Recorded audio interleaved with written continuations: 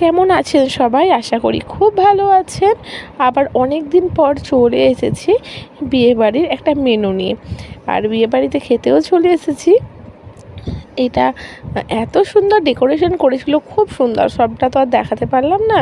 প্রথমেই পড়ে গেছে স্যালাড, তারপরে হচ্ছে এটা ছিল চিকেন স্যাটে আর সস দিয়েছে, আর পনির স্যাটেও ছিল। যারা চিকেন খাবে না তারা পনির খাবে, আমি চিকেনটাই নিয়েছিলাম। এখানে পড়ে গেছে ফ্রাইড রাইস আর চিকেন কষা। সব জায়গায় তো চিলি চিকেনটাই বেশি খেয়েছি, তা চিকেন কষাটাও খারাপ লাগেনি, খুবই ভালো লাগছিল। ওটা খাবার পর চলে এসেছে সাদা ভাত আর আলু পোস্ত। এরপর চলে এসেছে আজকে শো স্টপার মাটন কষা। পিসগুলো প্রত্যেকটাই খুব ভালো পড়েছিল আমার পাতে।